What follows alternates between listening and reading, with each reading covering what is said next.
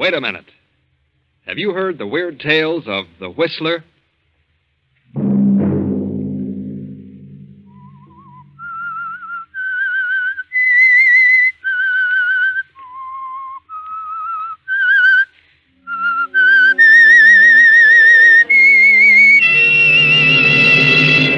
I'm the Whistler.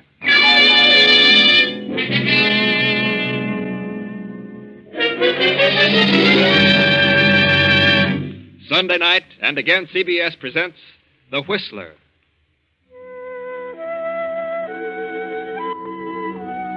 I, the Whistler, know many things, for I walk by night. I know many strange tales, many secrets hidden in the hearts of men and women who have stepped into the shadows. I know the nameless terrors of which they dare not speak. And so I tell you the amazing story of House of Greed. A taxicab rolls through the night and comes to a stop before a brownstone mansion on West 52nd Street. The driver opens the door, and a handsome, well-dressed man steps out, pays the driver, slips quickly up the stairs, fumbles with a bunch of keys, but the door opens. Oh, hello, Jackson. Mr. Talbot, welcome home, sir. Where's Mrs. Talbot? Oh, she left 3 days ago. Went to the place in the Catskills. There's a note on your desk, sir. Oh, good. Your brother, Frank, is waiting in the library. Oh. Hello, Frank. What do you want? John. Now, look, Frank, I told you the last time I'd give you no more money. Oh, but it isn't gambling debts this time. I'm reforming. I'm going to settle down and work. Work? I met a big cattleman from South America. He has a very lovely daughter. And she talked her father into letting me buy an interest in the business. How much? 10,000. Oh, I'm sure I'll make good, John. Oh, very well. I don't mind doing something like that for you. When are you leaving? Tomorrow. I've had a plane reservation for 4 days. Mm-hmm. Thanks for the check, John. You're a swell guy. Tell Mary goodbye for me. Yeah, she's up in the Catskills. Yeah, so Jackson told me. Good Lord. What's wrong? She hasn't gone to the Catskills. I can't understand this. What on earth does she mean? Well, what is it? Well, read it. John, this life is too lonely. I can't go on like this, so I'm leaving you. I found someone else who is more considerate of me. But First, I'm going home, and from there, it doesn't matter.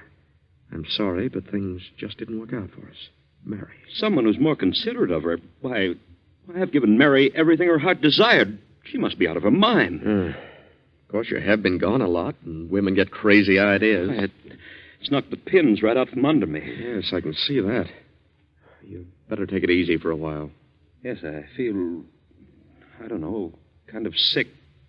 All of a sudden, nothing seems to matter. Well, maybe she'll wake up before she gets too far.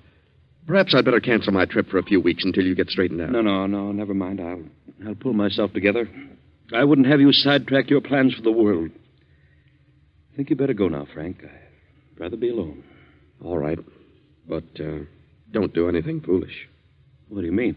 Well, if you brood about it, you're liable to get some crazy ideas and end up really holding the sack. Good luck, Frank. Lots of luck. Thanks. Goodbye, John.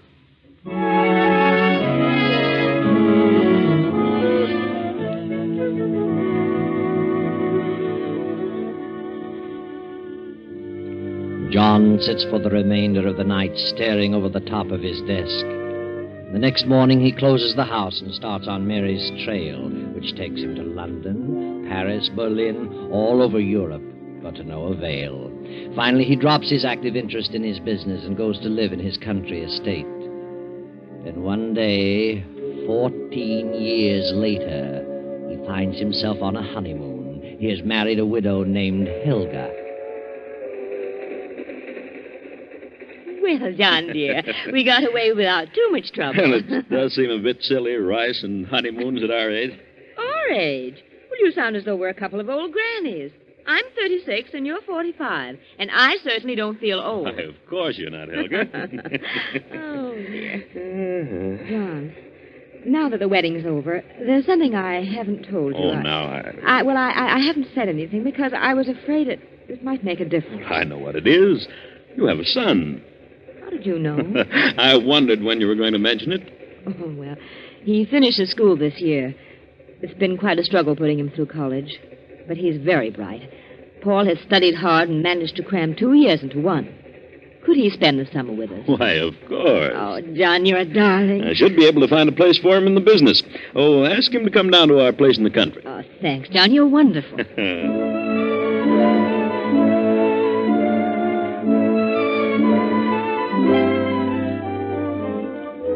So Helga's son, Paul, came to spend the summer at the country place. And he stayed the next winter, and the following summer, and the next winter. Now it is summer again, and Paul is still visiting his mother and stepfather. The first year, he worked in the office every day until noon, and found business very boring. So finally, he quit going to the city at all. But, Mother, I've looked the whole thing over, and there's nothing there that interests me. Well, you could learn about the business. You seem to be able to learn anything else you want to. But I don't care for business. Oh, you're a fool. I worked my knuckles to the bone to give you an education.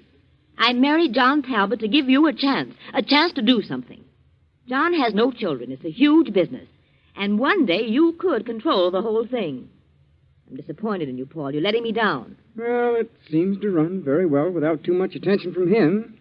If we were to inherit it, why wouldn't it continue to run just as well? You either get down to that office or you pack your things and get out. Why should I? I'm perfectly satisfied. I'll tell John to make you go. And suppose I tell him what you just said? That you married him just to give me a chance? Married him for his money? You wouldn't dare. And suppose I tell him that you were never divorced from Father? That he's still down in South America, still wandering around trying to find a gold mine? If you dare open your mouth, I'll... Hello there. How are you, Helga? What's this I heard about South America? Oh, why, nothing, darling. Paul was just talking about someone he met from down there. Who do you know from South America, Paul? Fellow, I met him today. Were you in the city today? No, I was down the village. I didn't suppose you'd been out of the house today. What's his name? Why, I don't remember. I didn't think you would. You haven't been out of this house for 3 days. Paul, I think you're the laziest man I've ever met. All right. I'll start back to the office Monday. If that's what you and Mother want me to do, I'll do it. Why, I'm sorry I wasn't here for dinner, Helga. I was detained in town. I have quite a bit of work to do. I'll be here in the library for 2 or 3 hours. Very well, John. I won't bother you. I'll go on upstairs. Besides, I want to have a little talk with Paul. Good night, dear. Good night, Helga.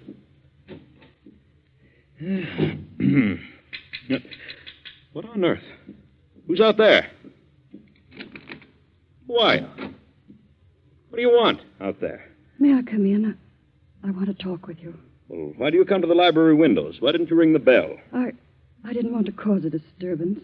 Disturbance? What do you mean? May I come in? Yes, come ahead. Don't you know me, John? Good Lord. Mary. I'm sorry, John. I had to talk with you. I saw the light in the library. What do you want? I need your help. Where have you been all these years? Oh, every place.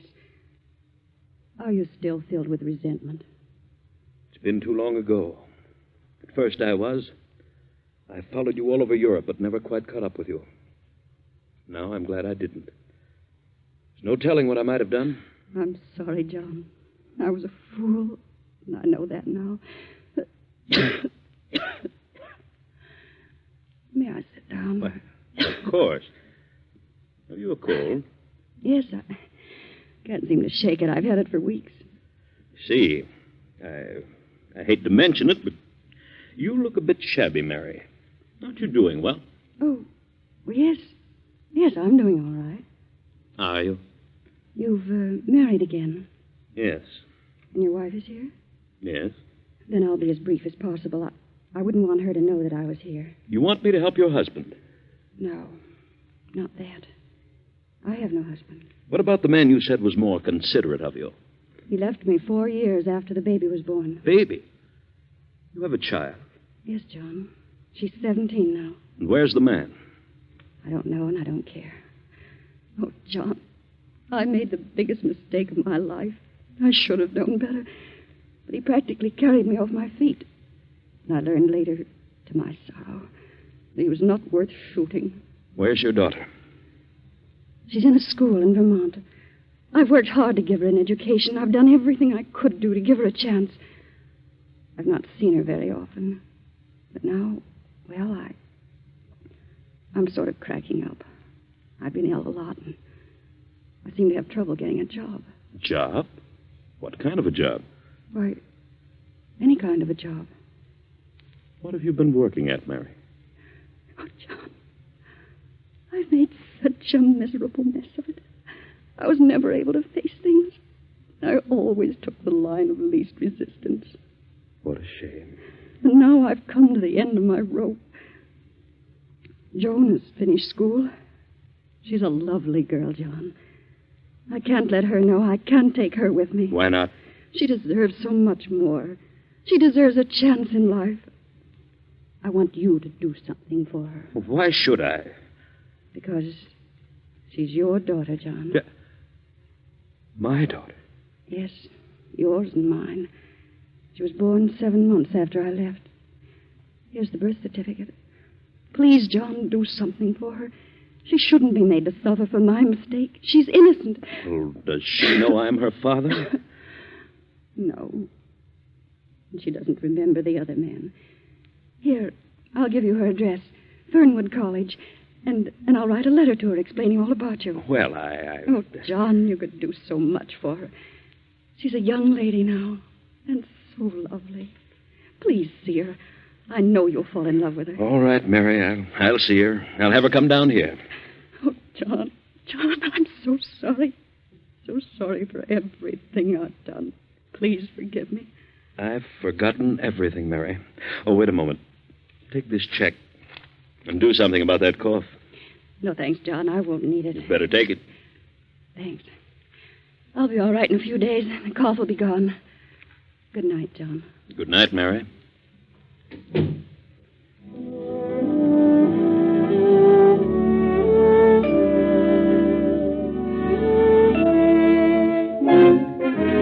If he brings this girl here, do you realize what it means, Mother? Yes? It's his own daughter. If he falls for her, if he likes her, he'll change his will and split the estate. She's entitled to it, isn't she? Now, why should she be? Strange girl he didn't even know existed. Popped up out of nowhere and cheats us out of half the estate. I know what you mean. We've been here for several years. You're his wife. It isn't fair. What would you do about it, Paul? I'd see that she didn't get anything. How would that be possible? Suppose she didn't like it here. Supposing that before John got attached to her, the things happened that would make her dislike everything here. If she runs away soon enough, he won't change his will. Perhaps you're right. And if she doesn't? Then maybe something could happen to John. Later, something could happen to the girl. But in any event, the will must not be changed. Where do you get such ideas?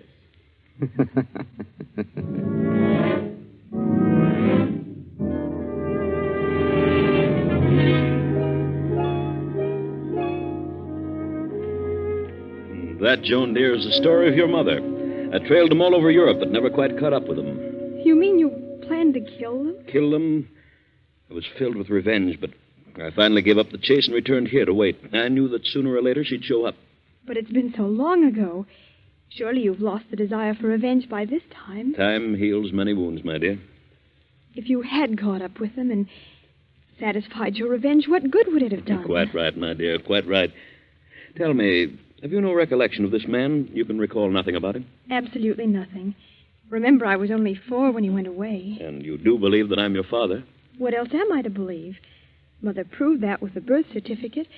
Proved that I'm Joan Talbot, not Joan Evans, as I've always believed. Of course.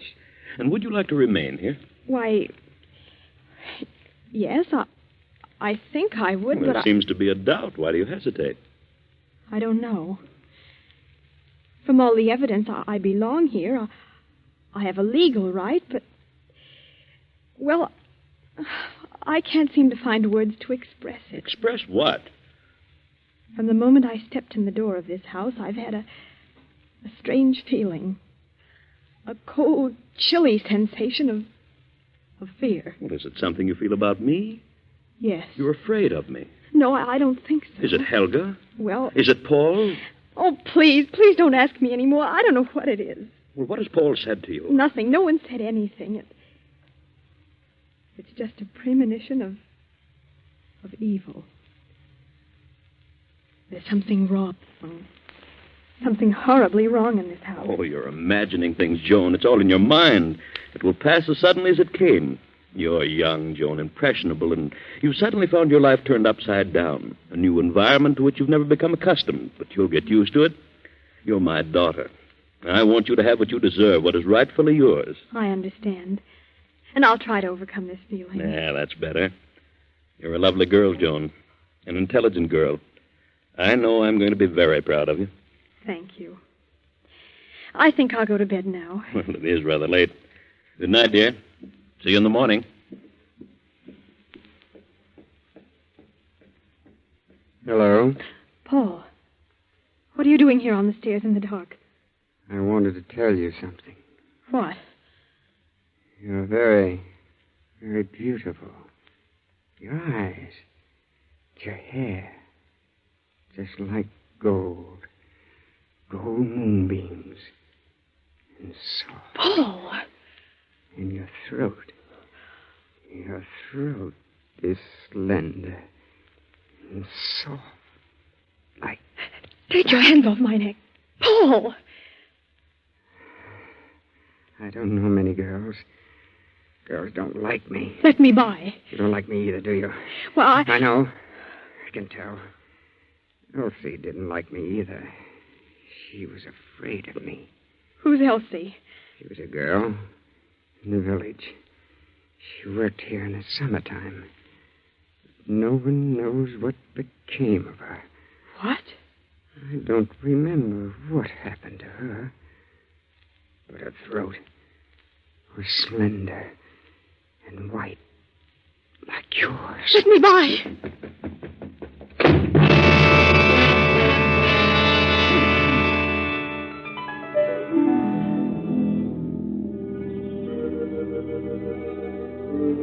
Joan. What?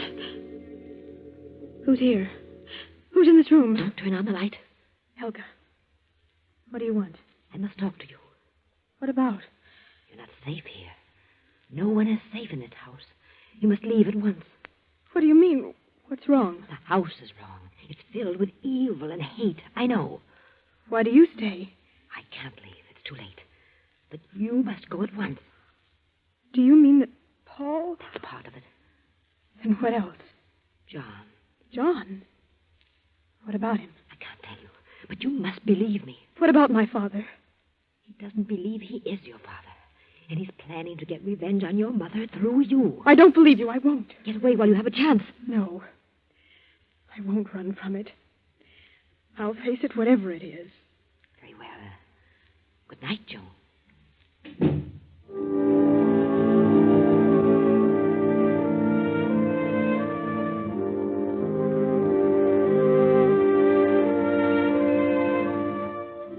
Now it is nearly midnight.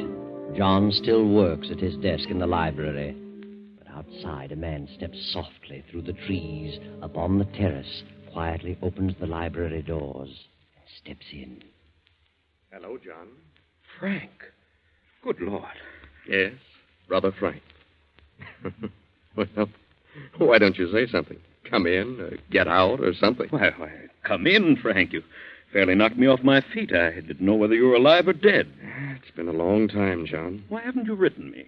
Well, I was hoping I could make a go of that ranch and pay you back, but I guess I was just born unlucky. Oh? They had a revolution and cleaned Senor Gonzalez out and me with him. That's too bad, Frank. But you're still the same steady, reliable John. Yes, sir, I've tried my darndest to be like you, but, well, it just isn't in me. I don't have what it takes. The last 2 years, I've had a pretty tough time. I caught some sort of a malarial fever down there, and it's impossible to get rid of it. Keeps recurring. You certainly don't look well. You've aged quite a bit. You better have Dr. Richards look you over tomorrow. Huh. She's still kicking around? I thought he'd be gone long ago. How's your new marriage turned out? Oh, very well. Very well indeed. Good. Ever hear from Mary? Yes. She came to see me. I knew she would eventually. She was broke and quite ill. She'd had a tough time of it. And you helped her out. You would. You couldn't turn anyone down. Well, she was mainly interested in my helping the girl. She had her in a school in Vermont. And so now you're taking care of both of them. What else could I do? Good old Joe. I sent for the girl and brought her down here. She's a lovely child. Sweet as can be. And you'll give her everything her heart desires, I suppose. And then you'll have another problem on your hands with Joan. A girl 17 either wants to get married or go to college. Oh? Well, I've decided that.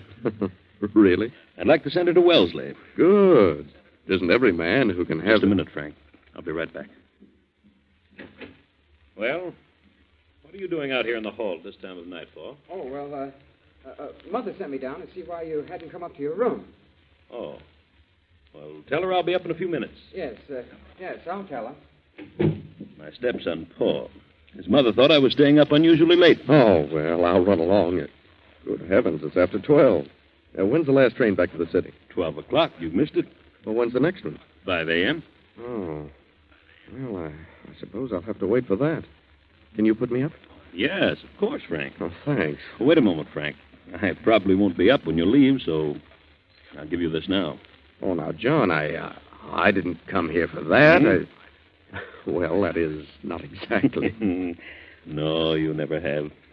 Here you are, Frank. 1,000. And see Doc Richards first thing in the morning. And drop in at the office and let me know what he says. Thanks, John. I'm sorry to have to take this. I only wish that... Oh, forget it. We're not kids any longer. You're too old to learn new tricks now. Run along to bed, Frank. I'll see you tomorrow. Oh, take the guest room at the head of the stairs. Good night, John. See you in town at noon. Night, Frank.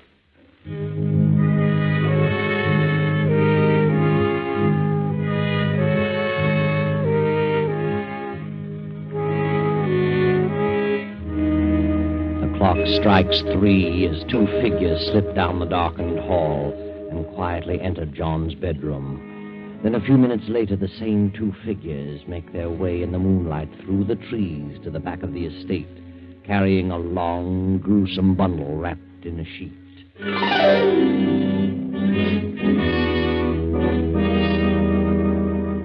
Now it is 3 nights later, and Joan, Helga, and Paul are in the library as Joan paces back and forth anxiously. But where could Father have gone? He didn't say a word about going out of town. Oh, maybe he doesn't want to come back. Why not? I don't know. Maybe he doesn't like it here. You should have listened to me. But you didn't say anything about... Well, you just mentioned me. Could have been a mistake. I just had a weird feeling of impending disaster. Something is wrong, I know. If I didn't belong here, if I could leave, I'd not stay another moment. Who knows what will happen next? I know. What do you know? I know what'll happen next. They always happen in twos. Many people have come here and stayed a while and then suddenly disappeared. What time is it? 11:30. There's a train at 12. I'm leaving here. Hello? Yes, this is Joan Talbot. What? Good heavens, who? Where? Yes. Yes, I understand. Yes, I'll be here. Yes. Who was it? I don't know. I've never heard anything like it. What do you mean? It was a man, and he... What man? He said he had a message for us, and he'll be here at 12 o'clock, and to wait for him in the library. The police? I don't know. He said he'll come to the garden windows, to the library window. Who could it be? I don't know. But we'll wait. I'm going to see this through.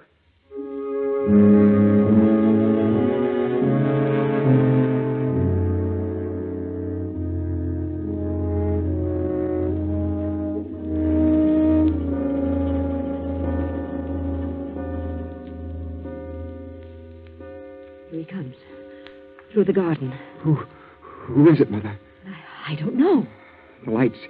Why did you turn out the lights? I turned them out so we could see outside. Who is he? I don't know. He's up on the terrace. Who are you? What do you want? I came to talk to you. What about? About what happened here at 3 o'clock in the morning several days ago. Nothing happened. Nothing. But something did happen. Turn on the lights. No, don't turn them on. You couldn't see me if you turned on the lights. Paul, good Lord. Was it you who phoned me? I spoke to you, but I didn't phone you. Mother. What happened in this house at 3 o'clock several days ago? A man was murdered. What? Paul. Turn on the lights. Turn on the lights! Joan Talbot, open the top drawer of that desk. Now take out the paper. It says, on the night of August 5th, we, the undersigned, murdered John Talbot in his bedroom and buried his body on the estate. We didn't. We didn't. It's John. It's John. Sign it. Sign the paper and I'll go. Sign it, Paul. Sign it. You did it. You killed him. Sign it. You help me. You sign it. I can't. Turn on the lights, Joan. John. It's him. It's him. He isn't dead. No, Paul. We didn't. Paul, what happened? I'll tell you. You killed my brother Frank instead. Come on in, Sergeant. You heard it all. Yes, we heard it all. Father, what on earth happened? When you phoned a while ago, I almost fainted. I was sure you were dead. I knew from the moment you told me you were frightened in this house that something was wrong. I put two and two together and realized what it was. They didn't want you to share in the estate. I knew they were planning something on that night. And then my brother came. He accidentally got into my room by mistake, and they killed him instead of me. I saw them carrying his body through the trees. So I disappeared for a few days and evolved this plan. You've nothing to worry about any longer, Joan. Nothing. No. Nothing to worry about. But the truth would certainly amaze you. All that Helga said about Paul and John was true. John was planning revenge, but not through Joan. That night your brother Frank came back. You discovered something, John. What was it Frank said? And then you'll have another problem on your hands with Joan. A girl 17 either wants to get married or go to college. It was then, John, that you knew the truth. The only way that Frank could have possibly known that the girl's name was Joan and that she was 17 was to have been with Mary. So John knew then that it was Frank who ran away with Mary and deserted her when Joan was 4 years old. And then John, knowing that Helga and Paul planned to kill him, deliberately let Frank occupy his room on that fateful night. John's revenge was satisfied, and he didn't have to turn a hand. That's all.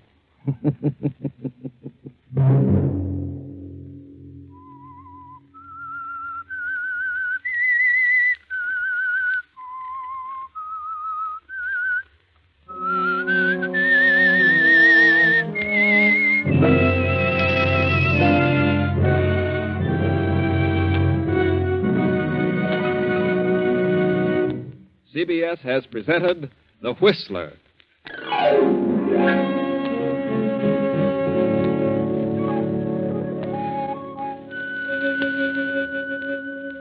And now an important announcement regarding a change of time.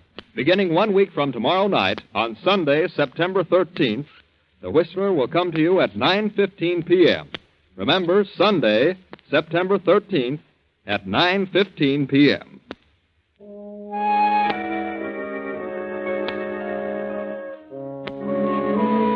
Original music for this production was composed and conducted by Wilbur Hatch. The Whistler is written and directed by J. Donald Wilson and originates from Columbia Square in Hollywood. This is the Columbia Broadcasting System.